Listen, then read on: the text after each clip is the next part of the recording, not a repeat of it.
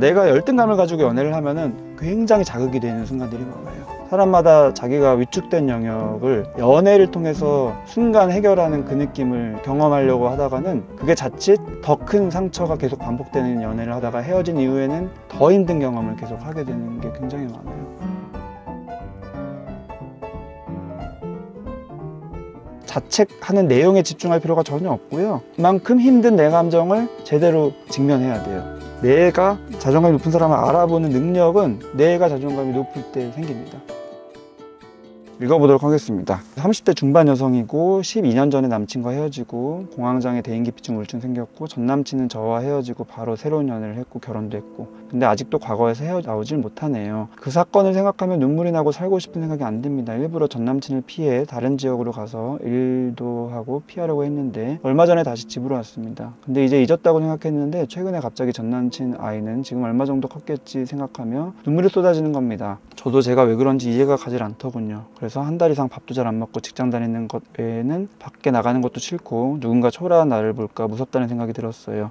얼마 전에 버스를 기다리는데 어떤 여자가 아이 둘의 손을 잡고 저를 빤히 쳐다보는데 왠지 느낌이 전 남친의 와이프일 것 같다는 생각이 들었어요. 확실하진 않지만 페북에서 얼굴을 봤는데 비슷한 것 같기도 하고 기분이 이상하더라고요. 과거에 안 좋은 기억을 피하고 도망가려고 했는데 이젠 나도 마주해야겠구나 라는 생각이 들어 심리 상담도 받고 있습니다. 하지만 여전히 가끔 슬픔과 불안, 두려움, 수치심 여러 가지 복잡한 감정이 듭니다. 심리 선생님은 그때 해결되지 못한 감정이 지금도 남아있는 거라고 하는데 최근 복잡하고 힘든 감정들이 다시 저를 괴롭힙니다. 도와주세요.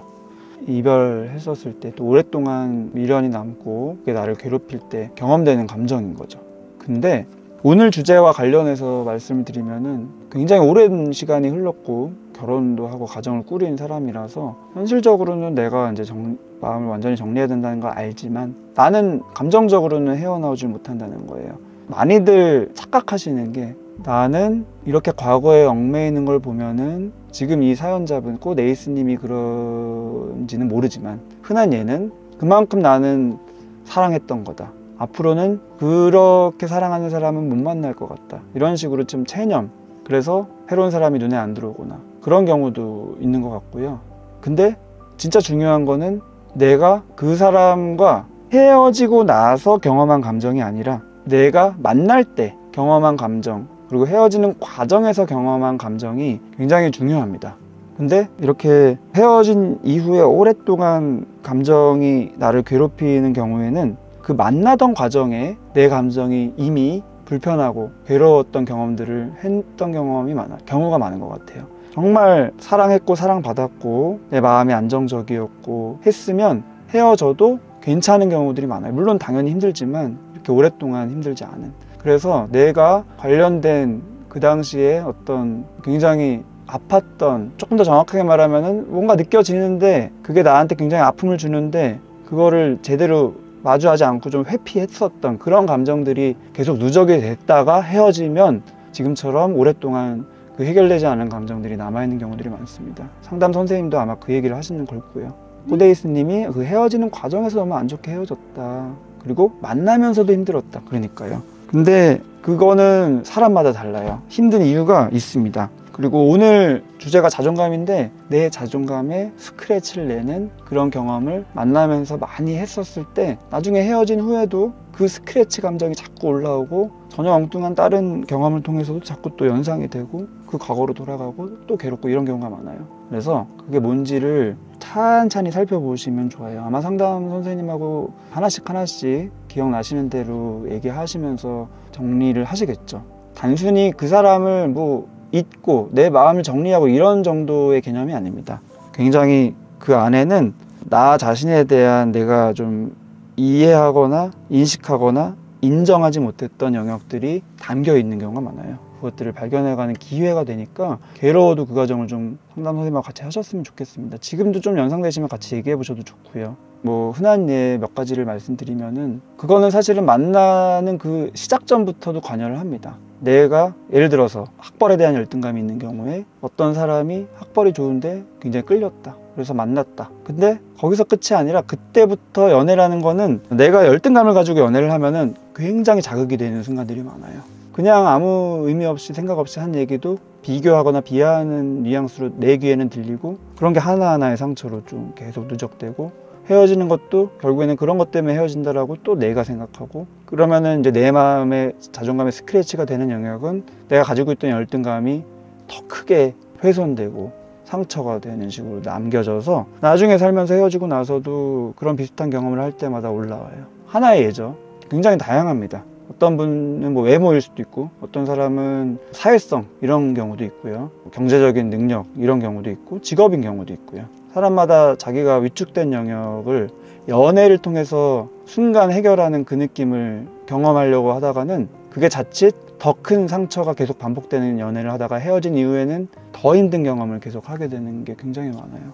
그래서 연애라는 거는 굉장히 깊은 상호작용이기 때문에 그만큼 좋은 경험이기도 하지만, 내가 나 스스로를 존중하는 느낌이 없을 때에는 그게 오히려 더 상처가 되는 경험을 하게 되는 경우들이 많습니다. 아마도 아시는 것 같아요. 무슨 느낌이고 내가 그 경험을 통해서 뭘 느꼈는지 대략 느끼시는 것 같은데, 안 좋은 기억이라는 게 그 사람이 나한테 못해줬다 뭐 그런 정도의 그런 안 좋은 기억이 아닐 거예요. 건드려진 부분들이 감정적으로 있을 거고, 그거를 마주해야겠다는 생각이 드실 거고, 그 과정을 찬찬히 1대1로 상담 받고 있으니까 하셨으면 좋겠습니다.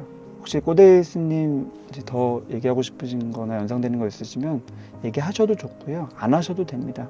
과정에서의 힘든 경험들이 전 남친이 헤어지고 바로 다른 사람을 만나고 저에게 친구로 지내고 하고 그 사람과 썸을 타고 갈아탔을 때 상처를 받았다. 그쵸? 이것도 그 전과 비슷하게 약간 환승이별 같은 건데, 근데 당연히 이거 자체만으로도 힘들지만 또 잘 살펴보면은 환승이별도 그렇고 뭐 이별도 그렇고 좀 디테일이 있습니다. 특히나 환승이별인 경우에는 굉장히 많이 이렇게 몰입이 돼요. 나랑 비교를 하게 됩니다. 그리고 내가 위축된 영역이 있었던 경우에는 그 부분을 특히나 자꾸 자극을 받으면서 비교를 해요. 저 사람이 나보다 이 점이 뛰어나니까 만나겠거니, 그리고 나랑 만났던 기간들도 다시 복기를 하면서 나의 이런 점들이 얼마나 또 아쉬웠을까, 이런 식으로 많은 생각 회로를 돌리면서 내가 가지고 있던 그런 위축된 영역을 더 확장시켜 갑니다.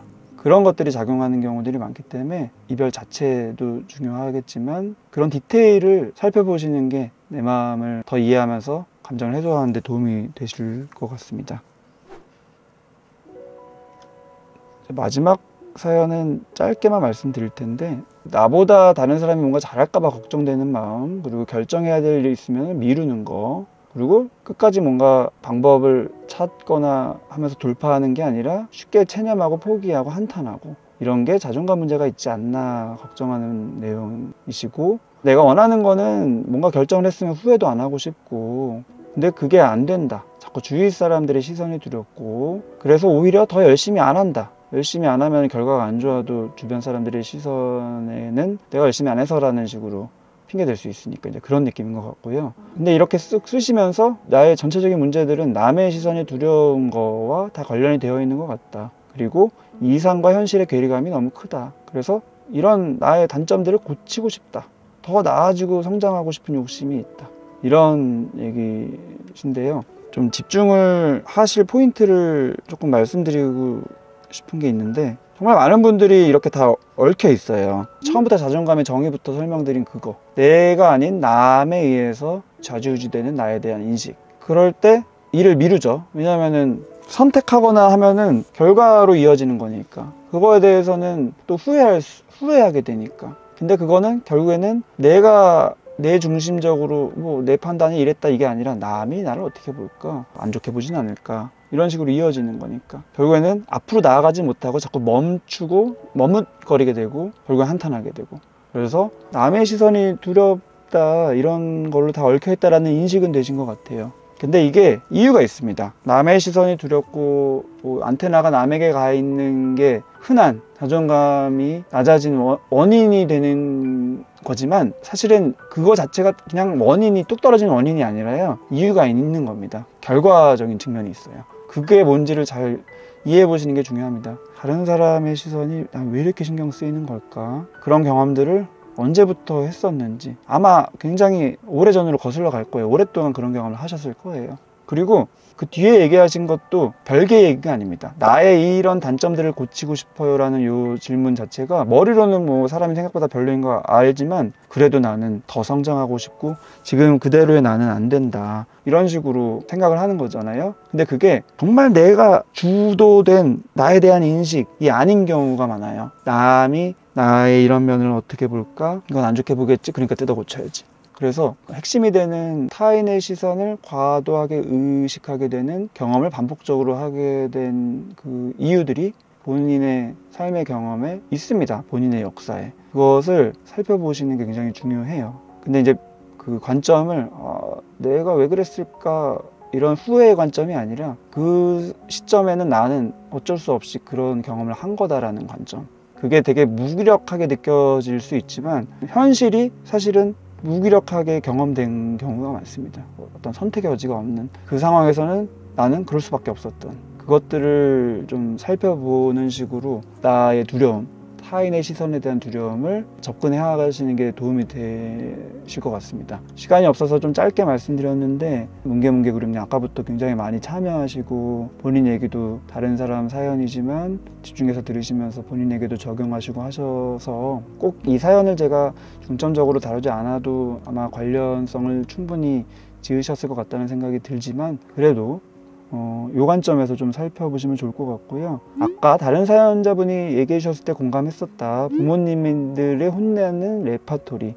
내가 뭐 하면은 인정받기보다는 실수를 지적받거나 잘했다 못했다를 혼난 기억이 많아요. 그래서 내 의견을 말하지 못하고 그 기준에 맞추려고 항상 노력했어요. 그렇죠. 이게 이제 타인의 시선이 중심이 되는 흔한 레파토리죠. 근데 중요한 거는 아까 잠깐 설명드렸다시피 내가 어떻게 할 수 있었던 게 아니라는 관점에서 이런 식으로 좀 연민의 마음, 보듬어주는 마음으로 나의 과거를 접근하시는 게 좋고요. 그래야지 그 감정이 좀 해소가 되고요. 현재 그리고 미래에 집중할 수가 있어요.